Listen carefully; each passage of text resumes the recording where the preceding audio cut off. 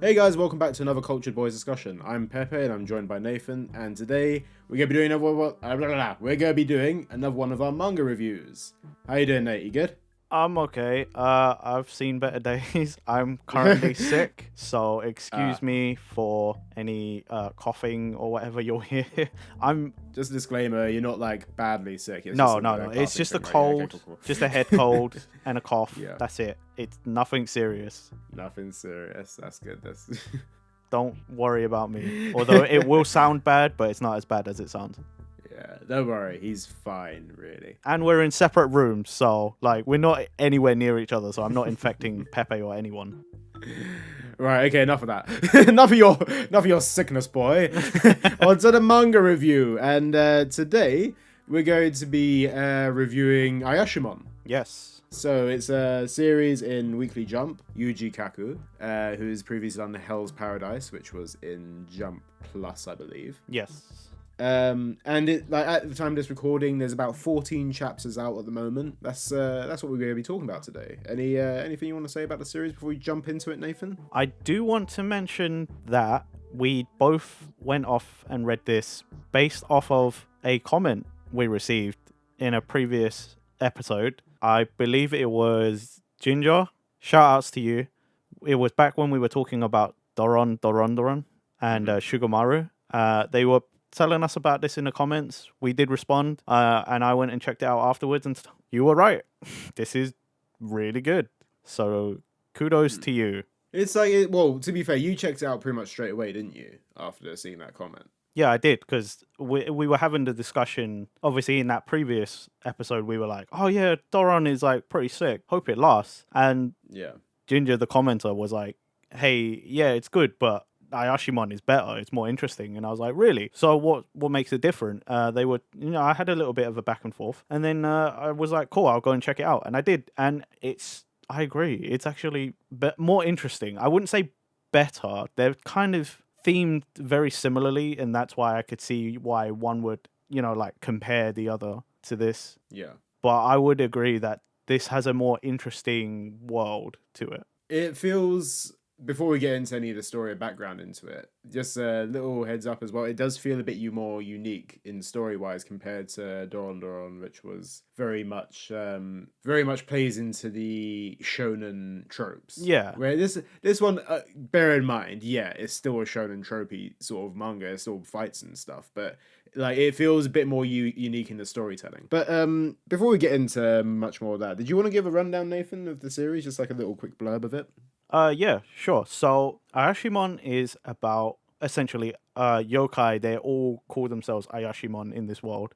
It revolves around the Enma Syndicate, the Yakuza of the world, the yokai Yakuza. And it basically follows the main character, Maruo Kaido, who is a normal human, a teenage boy who's a massive manga fan, way into his shonen, and he wants to be like all the protags. For example, he does mention like Goku, Kinnikuman, like there's a couple of them. Mm-hmm. It also is following Urara, who is the female protagonist, and she is the founder of her own little Yakuza family, the Urara family. But she is a yokai, Ayashimon. She's an Oni. She is the daughter of the first chairman of the Enma Syndicate. And it's basically the story of how she's gonna take over the underworld, or like they come to grips with her sort of backstory. It's kind of like an A-B part kind of thing. Like it's really about this world and how she's trying to deal with the fact that she was like a Yakuza leader's daughter, but she never really was involved in that world. And now because her father's mysteriously died, Kyo, the first chairman's mysteriously died, she's basically forced herself into this world. And she's coming across as like, I'm taking what is rightfully mine, but it feels like there's something more to that. It feels like it's a little bit of a revenge story with that kind of thing. Because she claims that her father didn't just die like everyone says he did, but he was actually murdered. So that is a thing where it's like she's basically looking for revenge from there. I feel that's what her motivation is from it. At least at the moment, yeah. 14 chapters in, it feels like her motivation is still mostly revenge. Mm-hmm. So basically, that's the sort of rundown of the beginning. the world is expanded a little bit more because, again, like I said, the first chairman died, so the factions have split, and the Enma Syndicate is like now 4 factions. Yeah. Or 3 factions and outsiders. Is the new Enma Syndicate, run by the second chairman, Doppo Akari, the Todoroki Alliance, which is a biker gang that split off from the original Enma Syndicate, run by Cotton, the Ayakashi B-Stars, which is a host club, and they control most of the nightclubs and cabarets in Shinjuku. A lot of this takes place in like real world Japan, by the way. Yeah. And then the external faction is Kori Hotel Group. I'm guessing it's like got more to do with yokais. We haven't really seen much about the last 2 yet. Yeah. And there's also a police force specifically for taking care of yokai stuff, Ayashimon stuff, called the Onmyo Bureau. And like from what I remember and what I know of Onmyoji, they're like the priests, you know, like the summoners, spirit summoners and stuff. And that's it, really. It's how the Ayashimon and all this like weird yokai yakuza stuff is happening in real world Japan. Yeah. Because they like I said, they've mentioned Shinjuku. It all takes place like the hotbed of this underworld activity is Kabukicho. Yeah. Which mirrors real life, because Kabukicho in real life is pretty sketchy. Yeah. Because that's where real yakuza stuff used to happen. I say used to because the yakuza nowadays is weaker than it used to be. It's not the same, and Japan has clamped down on that a lot. But doesn't mean that the dodgy stuff doesn't still happen. Yeah. It's just maybe not linked to the yakuza anymore. But no. Thank you for giving that rundown, Nathan. That is like pretty much spot on about the series. So I feel like we try to avoid giving spoilers. Obviously, this is a review right now. Even though both of us are up to date on it, I feel like we probably should avoid any glaring spoilery details. But yeah, as I mentioned before, after your rundown as well, like this feels like a much more unique storytelling like thing. Yeah, it feels like a much more unique story compared to, say, yeah, like you said, like we mentioned, Doron, which was a very linear shonen type sort of thing. Yeah, well, because it's like, I don't know, it feels like themes we may not have seen before or for quite a while. Like, yeah, like it's not just yakuza. Like, it's a lot of like underworld stuff, right? Yeah. But it's the fact that it's like sort of a revenge story, mystery type thing mixed in with like the battles. Yeah. And like it's supernatural, but at the same time, like everyone's like, humans can't damage Ayashimon, but Maruo is like a typical shonen protag, and he's trying to emulate that because he reads manga all the time. He wants to be a protag, so he's made himself like stupid strong, but like in this world, it's sort of impossible how strong he is. There's that's one thing with Maruo is that he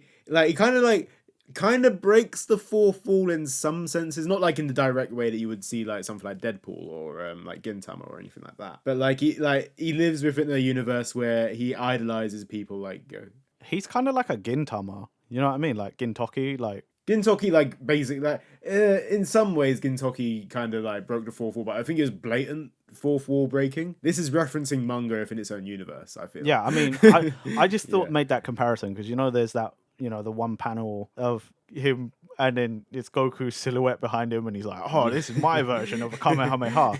And, you know, that just brings forth the memory of like Gintoki doing the same thing. There's some brilliant moments with that in the Gintama series. But yeah, like the like Maruo's Kamehameha is very different compared to what a Kamehameha is supposed to be. If you read the series, you'll understand what we mean by that. Yeah. But like yeah, he idolizes all these shonen protags and stuff. So it's quite funny to like see those references. Like especially when you compare it to something like Sugamaru, for example, which breaks the fourth wall, but it is like it constantly does it and it gets quite aggravating. Whereas this does it. I don't want to say subtly. It does it less often, but the payoff is better. It does it more in an appropriate way. Let's say that. Right? Yeah, like there's a reason like he does it. Yeah. It's because he likes manga. He wants to be a protag, so you know he will reference Goku, Kenshiro, other characters, their moves or something. Right? He'll play the tropes because that's what he wants to be. Whereas in Sugamaru, it was annoying because it was just sort of like, oh, we did it because we could. there's a reason behind why they did it, but that's like a real life behind the scenes reason. In the manga, it was just because it was like, haha, gag manga, innit? And it's like, no. Yeah, there's certain things like with Sugamaru is like, oh yeah, he references Yu-Gi-Oh a lot because he's like a 9-year-old kid or something, so it makes sense. But it's for me, the thing that was aggravated about the way Sugamaru did it was like it just felt so in your face, and it was so like done, like I don't know, overdone in a way, and it just felt a bit cheesy, and the hits didn't land, like the puns didn't land at that. But no, this is good, like the way like they bring in like those other shonen pro tags into this. It's not. Bear in mind, we say this. I feel like we've been focusing for the past minute or so. It isn't like in your face. It doesn't actually happen all that often. No, it doesn't. That's what. Yeah, I think in 14 chapters, there's actually only like probably like 7 references. Yeah, like it. That's 7 references in probably like 3 panels over 14 chapters. Yeah. It's not like all at once, you know, like it is literally because they establish he's into the pro tag, so he mentions some of the big ones. And then the Goku panel we mentioned. Yeah, the Goku panel is definitely the most obvious one. That's the what, but that's in the first chapter, I believe. Yeah. Pretty much. Yeah, that's basically that's the end of the first chapter. Those 2 things are already just first chapter. And then there's like a small reference later on in like a little backstory thing where it's literally also like a throwaway line kind of, because you're just reading through and he's like, oh yeah, Kenshiro's scars are really cool. But again, like that's just a throwaway line. Yeah. So that's why like in this it's not jarring, because he is just referencing like you would if you were talking to friends or something, or talking about manga like we are right now. Like it just comes across naturally, you know. So it does really play into his character as well, because that's actually one of his motivations behind this. Is like it feeds into his goal a little bit, because obviously he grew up reading this manga, and like with his troubled childhood, like that's what kind of spurred him on. It's like, oh yeah, like he's doing justice or whatever. Like he was like abused as a child, so it's like kind of like he wanted to like give it. It's like he wanted to give his father like justice or something, because he used to beat him or something like that. Yeah, basically his dad was abusive and a drunk, so like he wanted to be one of the manga pro tags because they dished out justice, but they also gave him hope. So he wanted to be able to be like that in real life, to give other people hope and to fight evil. Yeah. But it is also like, again, he gets too strong. Yeah. So now he's also got that like he trains. Yeah, he trains like his pro tags. That's it's quite the reason why he gets so strong is that he gives a reason. Oh, I train but by my pro tags, but manga pro tags aren't supposed to be in the real world. If they were, they'd just be OP as anything, and that's what happens to him. Yeah. So he becomes an OP human in like the ordinary world. It's basically One Punch Man. Like it One Punch Man, but it's more leveled. Yeah. It's like One Punch Man, but more realistic, where he is literally Saitama, but everybody else is just a normal human. But like when he gets into this like sort of more yokai Ayashimon world, like he finds enemies that he can actually fight that are equal to his power level, and that's what makes him excited, because he's always he's trained his whole life like to be this strong dude, but no one's able to match him. But now he's fighting these enemies, and he's like overjoyed because he's able to fight people that are actually in his like bracket of power in a way. Yeah, and it also plays into the trope, innit? Like, because he wants to be a pro tag, so if he challenges strong guys, if he loses, then he can get stronger. Yeah. And it's like, it's a weird sort of like feedback loop of tropes that really works though. It does work. Like it's one of those ones that he kind of borderlines on sadistic at some points as well, in the fact that if someone beats him down so much, he'll like have like a bloody face, and he'll get back up and be like, "Yes, I'm ready to continue fighting." Everyone's like, "What the hell's wrong with this guy? He's human and he's like taking all these punches." But meanwhile, like Maruro's like, "Yeah, bring it on. I want to keep fighting," even though he looks like he's on the brink of death. Yeah. Every time he's on the brink of death, he's like, "I'm having the time of my life." Yeah, it basically like it's like it's a combination of like Goku and Vegeta in some ways. Like but no, he's a cool pro tag. He is, but he is also very simple. He literally is very simple. Yeah, the trope of a muscle brain. He just wants to fight. Anytime there's too much talking, too much explanation, he just like zones out, or he just doesn't get it.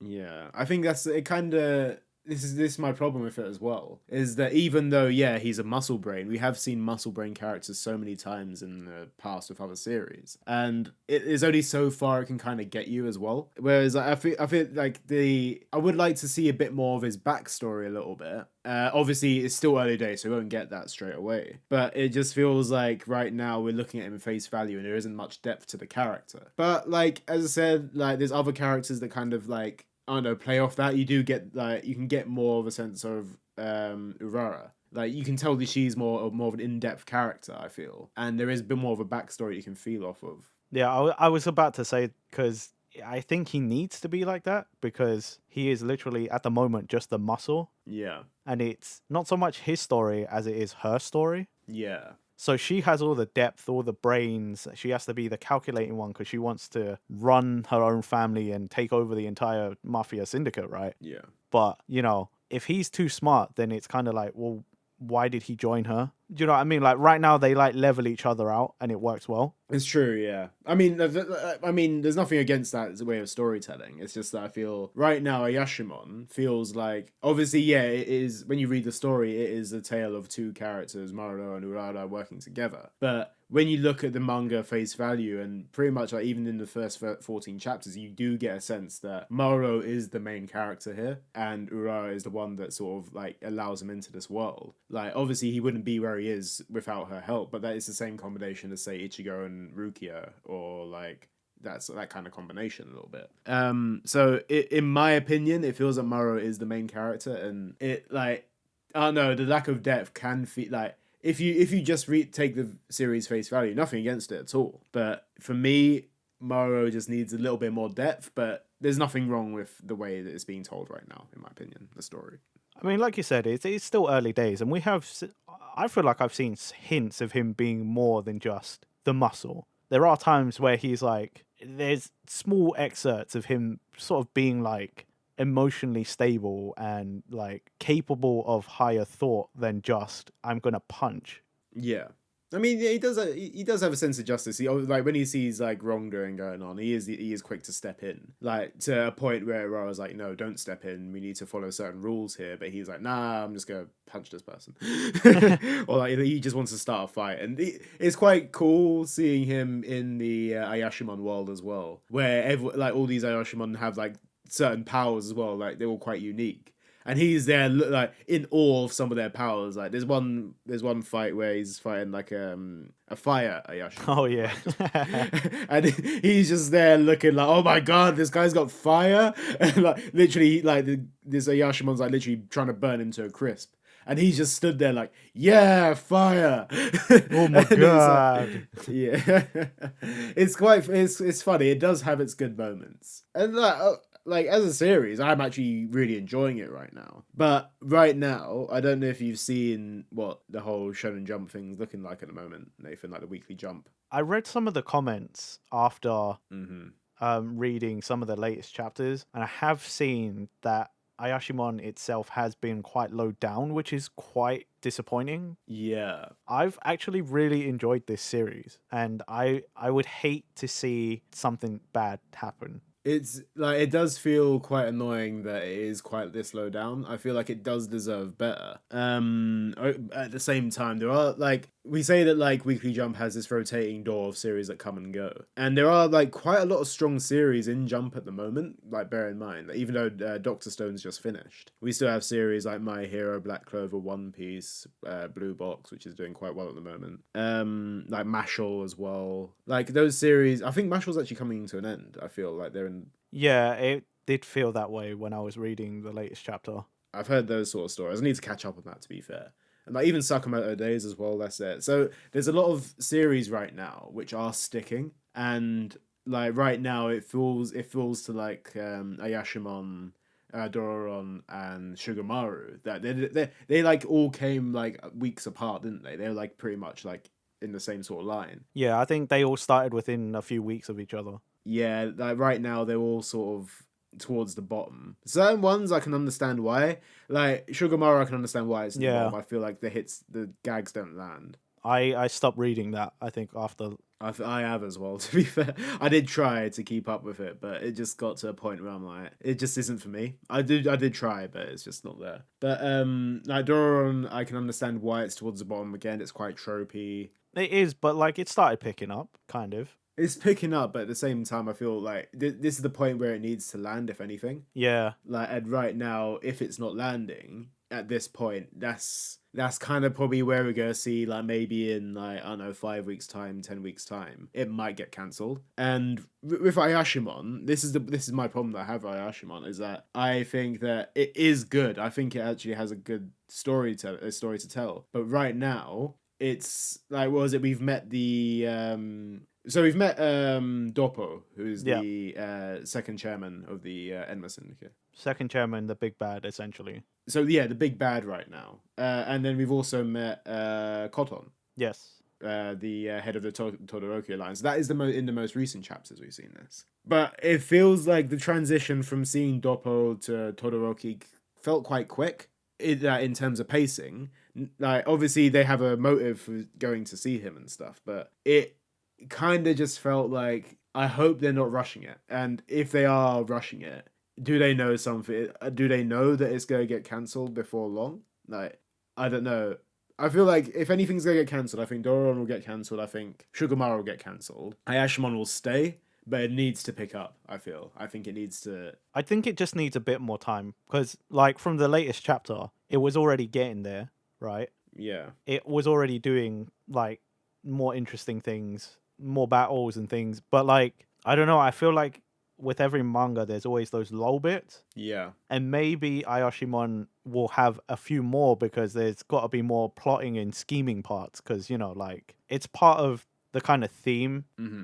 You know, like, the underworld isn't always about just taking out the other people. Sometimes you got to do things in, like, a more sneakier way or, like, a more underhanded way. Yeah. And I just hope that, like, the readers aren't too harsh on it for that. Yeah. Because, like, those things could be interesting too. It's like when we read Bakuman back in the day. Mm-hmm.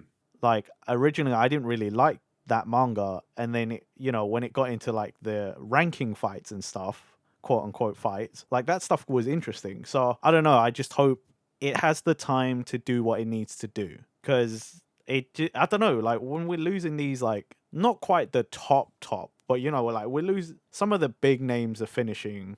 Like you said, Dr. Stone, it feels like Mashal's coming to an end. Like, there's probably a few more here and there. It doesn't feel like there's a lot of series that are planning to do the One Piece thing, like, last just an age. Mm-hmm. Do you know what I mean? Like, it feels like a lot of these, if they have the chance, then the mangakas are like, yeah, I only want to do this for a few more years, and then, like, I want to go and do something new. Yeah. Which is fair enough. But I don't know, it feels like Shonen Jump might be going through a phase or a new transition. Yeah. Where we may not see, like, super long-lasting series anymore. I think it's nicer to see those kind of series as well, though, to be fair. Like, I prefer to have a series which is shorter but tells a good story rather than a series that, like, hits its peak and then just keeps going and it just feels like it's lulling. I mean, I agree with that, but at the same time, it's just, I don't know, I feel like with Shonen Jump, I was just so used to having, like, really long-lasting series, like, it feels like a lot of the ones that I read in there, like, I'd been reading for, like, a decade. Yeah. And it just doesn't feel like there's going to be a lot of, like, decade-spanning series anymore. Yeah, I mean, how long has My Hero been going on for? That started in... Quite a while. I swear that started in, like, 2013, 2014, did it not?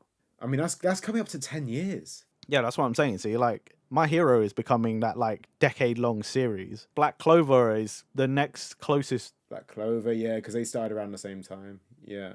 But then even Black Clover feels like it might come to an end because of what's happening in the latest stuff. Yeah, that feels like I don't know where else they'll go from there. But then we've said that to each other once before. So... That is true, yeah. About Black Clover, and they continued. So I have no idea, but it just feels like Ayashimon could be one of those, like, if it was given the chance, could be like a really long series that's really cool. Yeah, I think so, yeah. Like, I feel like we've established the four main... What is it? They've like the underworld Yakuza types. We've established the four main bads. Like, I say bads, you know what I mean. But, like, the bosses that Urara has to overcome. Yeah, the factions that will be stopping them, and there's still the Onmyo Bureau as well. Like they're the police force. But obviously, the thing is with the police force as well is that although they are like the police force technically, there is also that like the kind of sketchiness behind it as well. Yeah, There's like they're not all squeaky clean, let's put it that way. So there's interesting bits of this, and I am hoping that it does continue because I want to see this story progress more, and I think it does have potential to go beyond those four fractions, and then there could be a even bigger bad behind it. Yeah, there's possibilities for that. well, yeah, because like you could end up doing that whole like, even though you took them all down, turns out none of those were involved. Mm. And because like as a fan of the Yakuza games, like it's not always just one Yakuza family or one organization. Like, like you could get to the top of one and then all of a sudden, oh, actually, it turns out it was this guy in this rank from that family of that region. You know what I mean? Like they could do it again. They're just in Tokyo. Yeah. They could span the whole of Japan, and this could, like the Yakuza games, span just decades. But that's only if people give it the chance to get that far. Yeah, for sure. I mean, I hope it does progress. I have nothing against this manga at all. I think this is a very good one. You just gotta hope that it survives. That's the one thing. It's always that thing with Weekly Jump, like, hey, let's throw shit at the wall and see what sticks. Yeah. And right now, I do hope this sticks. Me too, because like I'm actually more interested in the evolution of Urara instead of Maruo. Yeah, I agree.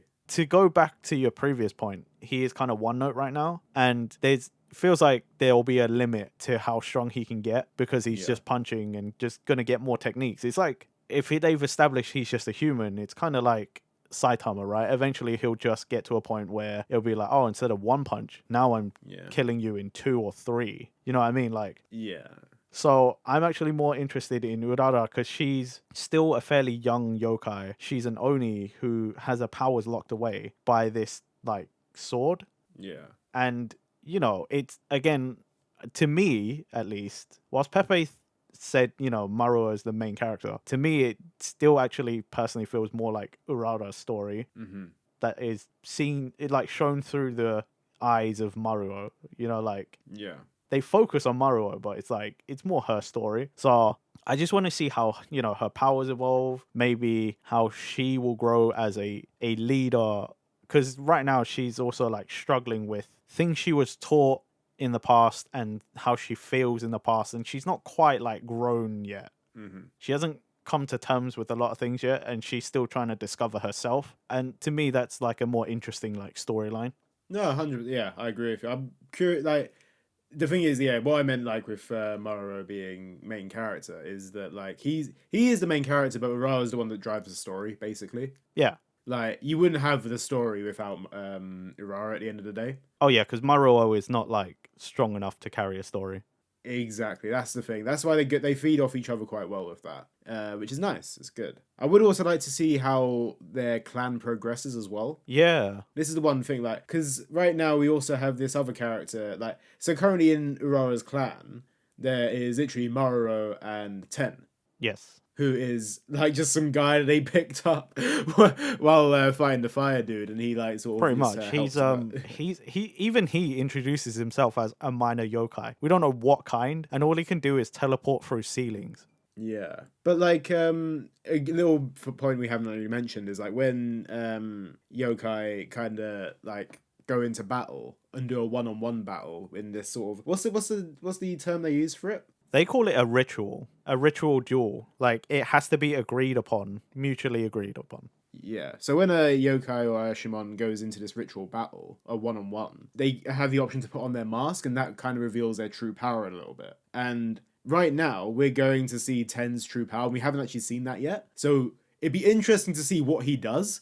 That's like one thing that I'm interested in seeing. But yeah, like, but apart from Ten, I'd love to see what other characters they bring in, because I feel like Ten feels like as you said, he describes himself as a minor yokai. So I'd like to see a secondary character next to Maruo, which like kind of like a Vegeta to Goku or like a Zoro to Luffy kind of thing. Ten feels like a Krillin or a Usopp type. Yeah, or like like Morty from Shaman King. Yeah. Manta even. Sorry. Pretty much. Like he's like there, but he's kind of like I'm not even like a support type. I'm just kind of there. Yeah. Seeing his character develop would be quite nice. I'd like to see, like, if he has the battle potential, it would be nice to see. Maybe he is just a supporting character, who knows? But yeah, I'd like to see an expansion of the clan. I'd like to see a few more characters in that. Like, Another character I want to mention, because they introduced quite early on as well, and she has a link to Urara, is I want to see, and I kind of hope we get to see more of Hashihime, because she worked with Urara's dad. She was her guardian. She was assigned to look after Urara, and like the whole time, anytime Urara would be like, "Oh, he doesn't love me," she's like, "He does, trust me." yeah. Like that becomes like a recurring line, and I would like to see more of Hashihime. It is funny though, because this is all second chapter, by the way, so we're not really spoiling much. Yeah. But Maruho being quite simple, anytime she's mentioned, he's like, "Chopstick princess," because Hashi means chopstick, or Hashi is chopstick and Hime is princess. So like, because he's such a simpleton, he's always just like, "Chopstick princess."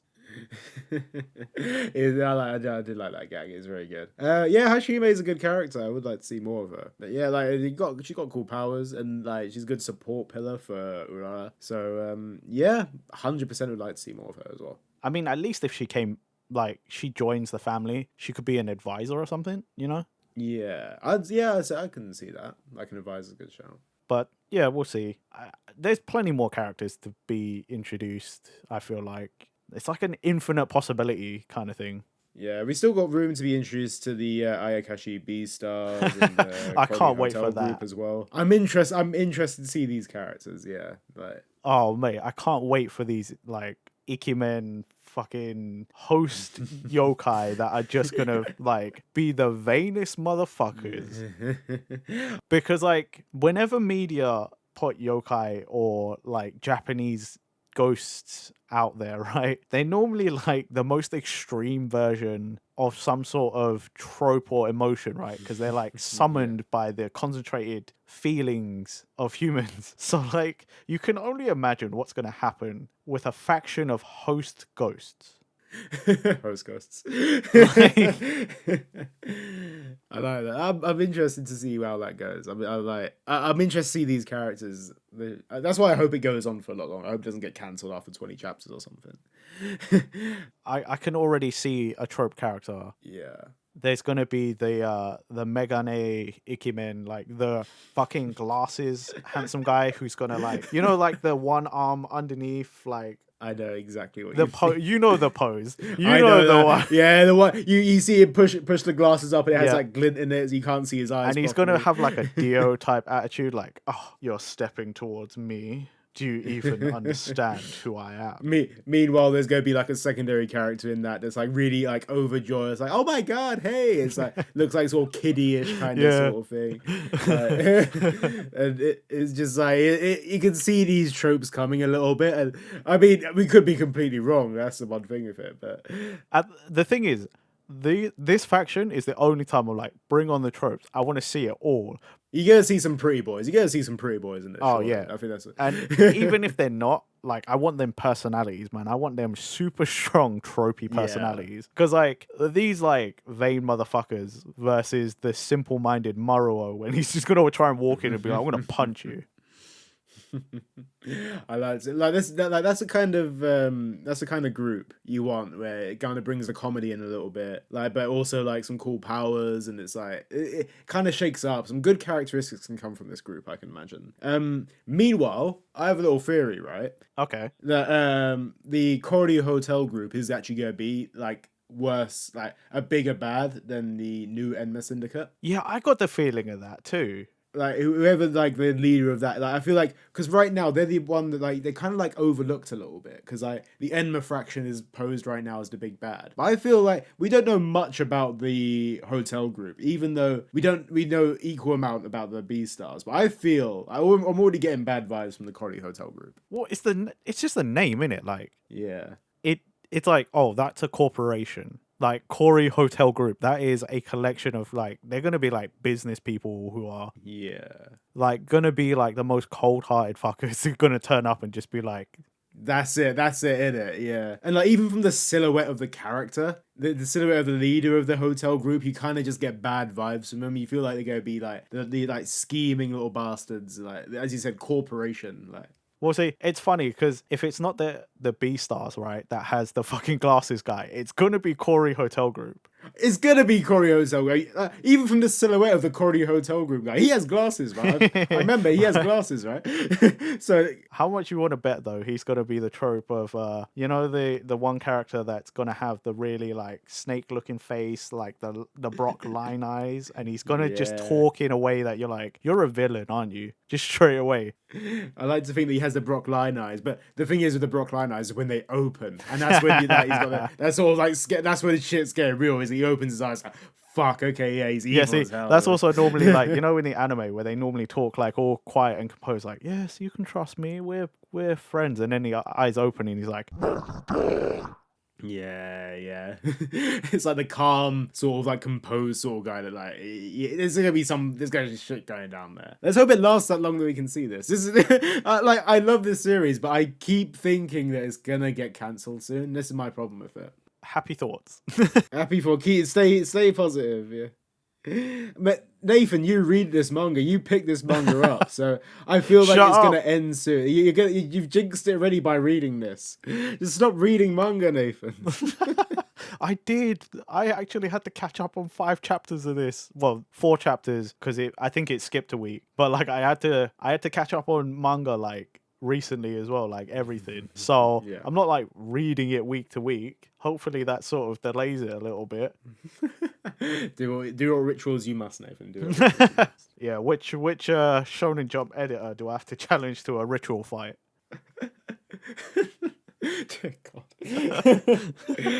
Right. Is there anything else you have to say about this series, Nathan? Not really. Besides and it feels like we do this every time. There's nothing else I can say except please go and read it. Yeah. Seriously, it's kind of like content creator trope that we're like, we wouldn't recommend anything that we don't like. Well, to be fair, we have said this, haven't we? Like even with Sugamaru, we're not just going to tell you to read everything that we recommend. We read Sugamaru, and both of us were like, we have our major doubts about this. So I think we tried continuing. Yeah. And it's like an update. It's a little update video for us. Neither of us read that anymore. So like, there we go. Like we won't tell you to read everything. But with Ayashimon, I feel give it a shot. We don't recommend read everything, but we do tell you to go and try it yourself if you're inclined to. Yes. So I guess we do kind of recommend everything, but under the context of don't just take our opinion. Form your own opinion. Yes, exactly that. Right then, if that's all, then thank you guys for listening. Remember to like, comment, subscribe, do all that bell button stuff. Find us on all podcast platforms. The links are in the description. But yeah, is there anything you have to say, Nathan? Nothing from me. I'll catch you guys in the next one. Bye. See ya.